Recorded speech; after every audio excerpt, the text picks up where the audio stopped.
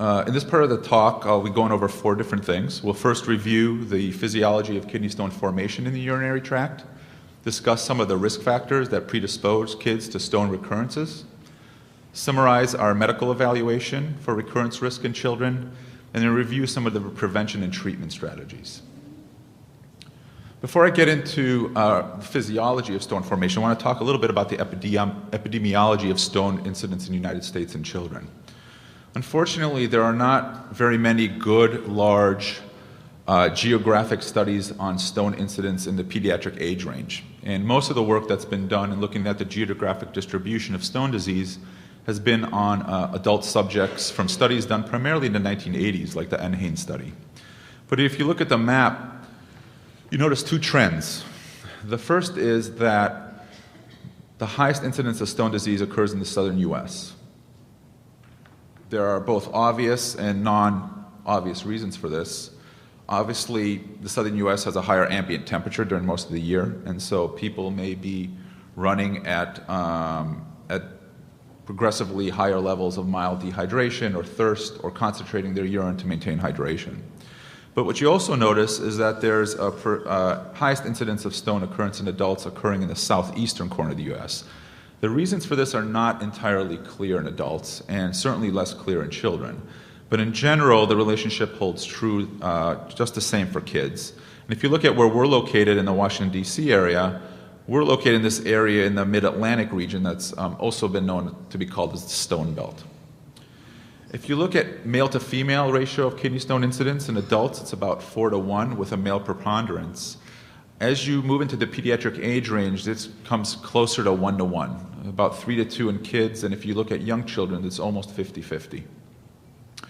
Stone composition also varies a little bit between adults and children, and we can assess stone composition by either infrared or X-ray spectroscopy.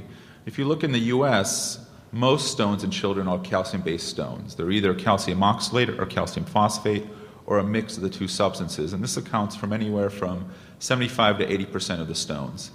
A smaller proportion of stones are made out of struvite, which is a stone specifically that occurs in kids with certain urinary tract infections, and there's a smaller percentage of uric acid and other rare stones. So I'm sorry, but I'm going to have to take you back a little bit to high school and college chemistry to understand the physiology of stone formation. We'll talk about it in three parts. You really need 3 things to occur for a stone to form in anybody. The first is a supersaturation in the urine of your stone component of interest. The second is suboptimal or low concentration of natural stone inhibitors.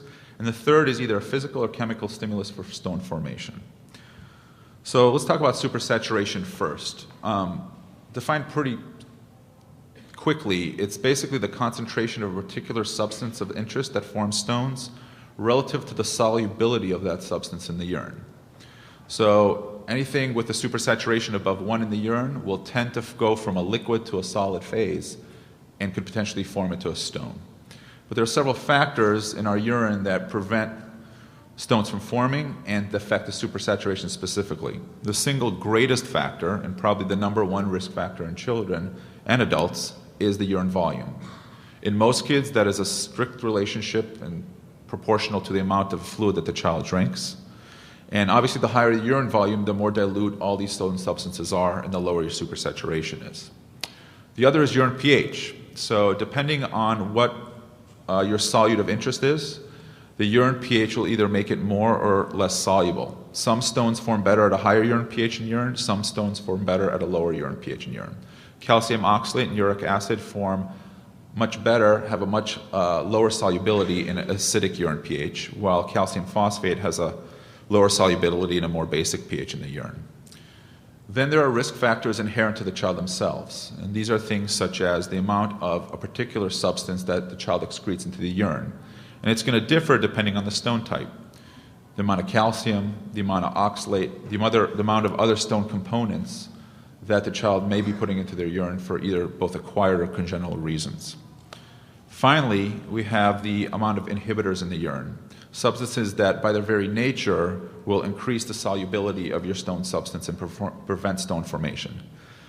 The reason supersaturation is important is studies in both adults and kids have correlated with stone composition. So patients with a higher supersaturation of calcium oxalate more likely to form calcium oxalate stones, with the same relationship holding true for other stone substances. Well, if supersaturation was all that mattered, pretty much everyone in this room would be forming stones as we speak. For most individuals and most children, supersaturation in the urine typically is higher than 1, especially for the most common stone components such as calcium oxalate. But there's a reason we don't form stones, and that's because what really matters is what's called the upper limit of metastability. Essentially, that's the supersaturation that's required to go from a liquid to a solid phase of your stone component. And it will vary between patients. So what they found in stone formers is they need a relatively lower supersaturation to form the solid phase of the component. The reason we don't form a solid phase even when our supersaturation is greater than 1 is because of stone inhibitors that increase the upper limit of metastability. Natural stone inhibitors in the urine often bind surface calcium and raise the ULM and prevent a phase change. In addition, if the supersaturation is high enough where crystals start to form, stone inhibitors make the surfaces of these crystals relatively slick, so they have a harder time adhering to each other and forming large aggregates that actually form stones. Finally, we'll talk about the third thing you need is some kind of nidus for stone formation. You'll often hear quoted either in ultrasounds or sometimes in the reports from our urologist that they see what's called Randle plaques in the kidney. Randle plaques are basically humps on the under surface of the urinary epithelium that serve as wonderful points for crystals to stick and grow into actual stones. Randle's plaques actually begin, if you look, as deposits of calcium not inside the tubules but surrounding the tubule in the interstitial space. This is an electron micrograph of the same thing with alternating layers of calcium phosphate and organic matrix.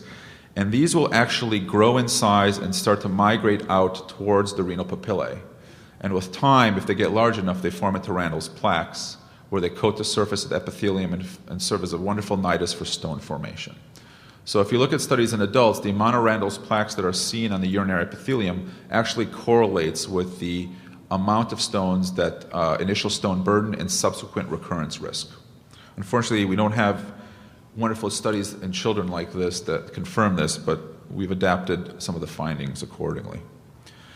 So let's talk about risk factors of kidney stones. By far, the number one risk factor that I encounter when I see kids in the clinic is low urine volume. Kids are much too busy these days to be bothered with drinking. And so while a teenager will happily sit there looking at their iPad, talking to their friends, sometimes doing schoolwork, the last thing they ever remember to do is drink. And especially during the summer months when kids are outside and running around and sweating, they often will only drink when they're thirsty. Number 2 is diet. There are certain diets that are particularly stone promoting, and we'll go over those. The third is certain medications and supplements that children may be taking that increase their risk. And the fourth is the presence of an underlying metabolic abnormality in the urine. So diets, let's talk about diets a little bit. Probably the most ubiquitous and commonest dietary risk factor for stones are children who take what's called a typical Western pattern diet. Put pretty plainly, it's a high salt, high fat, high sugar, and high protein diet, which is not very uncommon among children. Also, diets that are high in purine represent an acid load on the body and also can promote stones, as well as diets that are high in oxalate. We also have specialized diets that some kids are on for other medical comorbidities, such as seizures, that are very stone promoting, such as the ketogenic diet. Medications. Medications can cause stone in 3 ways. The first is by being insoluble themselves. So any certain medicines that are excreted unchanged into the urine can actually crystallize in the urine and form stones.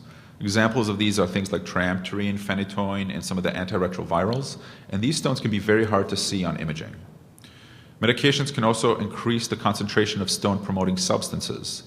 Chemotherapeutics can increase uric acid levels. Loop diuretics will increase the amount of calcium in the urine. Allopurinol, glucocorticoids, and vitamin C. Large doses of vitamin C are metabolized to oxalate in the body, and so as a result, that oxalate is gotten rid of in the urine and increases the risk of calcium oxalate stone formation. The last way that medications can promote stone growth is by changing actually the pH or the milieu of the urine. And good examples of these are carbonic anhydrase inhibitors, such as Topamax, which is a seizure medication, or acetazolamide. And these can actually are associated with the formation of very specific types of stones with a certain pH in the urine. Metabolic abnormalities. Why are they important? Well, number one, they're predictive of recurrence risk. So a child that has some underlying metabolic abnormality in the urine has a 33% chance of developing a second stone within a 6-year period of time if they're older than 10 years of age, and a 50% chance of developing a recurrent stone in that same time period if they're less than 10 years of age. Contrast that with a child who doesn't have an obvious metabolic abnormality in our evaluation. Their overall stone recurrence rate is relatively low. So what are some of the risk factors in the urine? And I won't go through all of them that we look at typically in a child when we do their evaluation, but some of the more common ones. One of the most common risk factors is hypercalciuria. So that's said simply, basically excessive amounts of calcium in the urine, usually above 4 milligrams per kilogram per day. Hypercalciuria is a problem in kids that can present even without kidney stones. Children who have hypercalciuria may have microscopic or gross hematuria. They may develop symptoms of a stone, such as dysuria or pain, without an actual stone being present. Most causes of hypercalciuria in kids are idiopathic, meaning we really can't find a good reason. But there are important monogenetic disorders that are associated with hypercalciuria. Low citrate levels in the urine. Citrate's a very, very powerful inhibitor of stone formation. Kids who have low citrate levels are at particular risk of developing certain types of kidney stones, primarily calcium oxalate and calcium phosphate-based stones. Finally, oxalate. Most stones in kids are calcium oxalate. And so oxaluria can occur in children for several reasons. It's both an acquired and congenital phenomenon. And there's important monogenetic disorders associated with hyperoxaluria, which lead to long-term renal damage, renal failure, and need for kidney transplant in some cases. Hypercalciuria also is associated with some other comorbidities. And what was initially discovered in adults was that adults who had hypercalciuria had bone mineral deficits. Kids who have hypercalciuria are at risk of developing negative calcium balance, as a result stripping calcium from bone to maintain serum levels. And so studies in both kids and adults have shown that Z-scores on DEXA scans have been consistently lower, on the order of net -1 or more in kids who have hypercalciuria. So how do we evaluate risk factors? Labs. I typically get screening labs, as Dr. Sparks talked about, when I see kids in clinic. These will make sure that urine creatinine is normal, electrolytes are normal, and there's not a systemic problem with calcium, magnesium, or phosphorus. 95% of the time when I get the screening labs, they're relatively normal, but in that 5% of kids who may have a systemic calcium or phosphorus problem, their evaluation and treatment may be much different. Urine microscopy. I always like to look at the urine myself. Why is this important? 50% of the time, I don't have a stone composition when I see a child in clinic. Sometimes seeing certain pathognomonic crystals in the urine identifies the stone composition and the risk factors. So what you see here, this hexagonal crystal is actually a cystine crystal. If I see this in the urine, the child has a diagnosis of cystinuria, pretty much slam dunk. This coffin lid shape is what's called a triple phosphate stone. These crystals are associated with certain types of urinary tract infections in the kidney, and therefore I can target my evaluation and management accordingly. And finally, the hallmark of our evaluation process is 24-hour collection. So I like to do 2 to make sure that the collection are valid. Finally, I'll talk about stone prevention.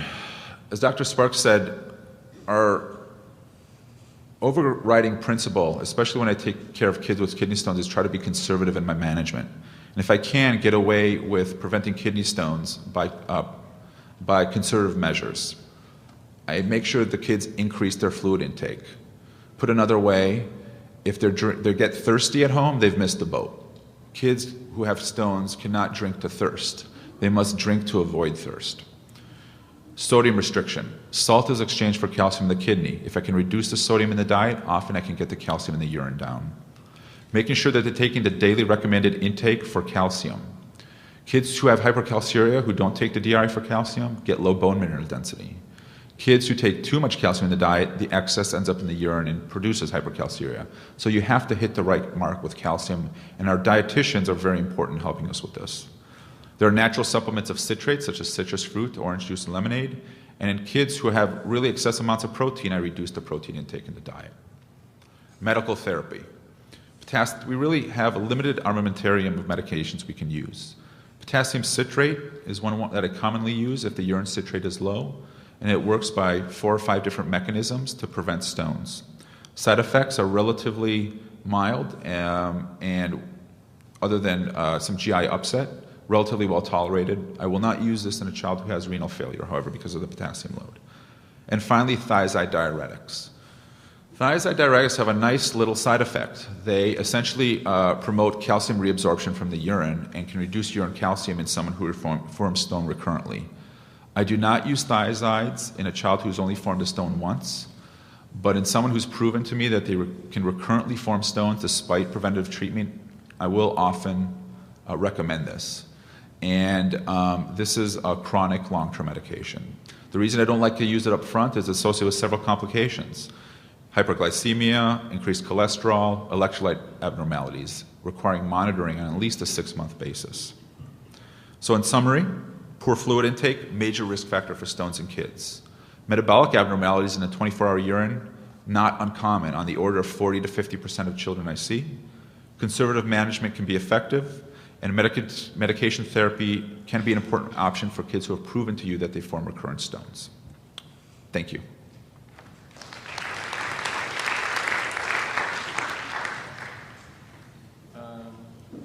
Thanks, gentlemen. We have time for 1 or 2 questions, very short, while we get Dr. Dabari up here and update his slides real fast.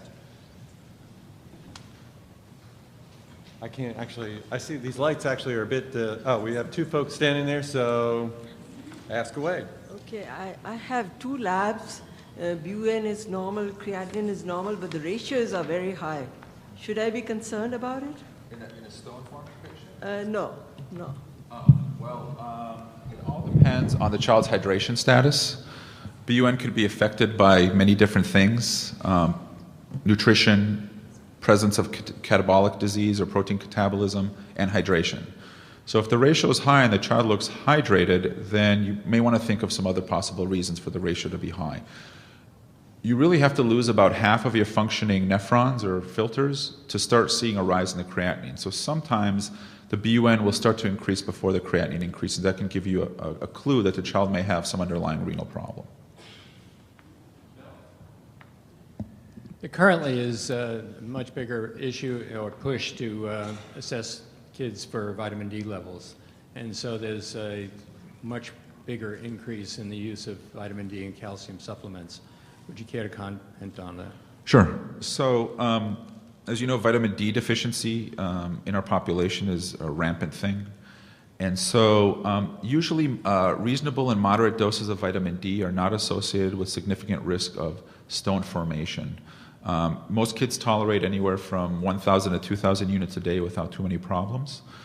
However, if you start combining vitamin D with large doses of calcium well above the DRI, you do risk having that excessive calcium show up in the urine and increase the urine calcium level, increase the supersaturation of calcium oxalate and calcium phosphate, and potentially promote stone occurrence in someone who may not have optimal urine volume. So my policy is certainly to supplement vitamin D in kids who are deficient, but to do so with a reasonable dose up front, follow their levels, and not give them excessive amounts of calcium above what's required for the daily recommended intake.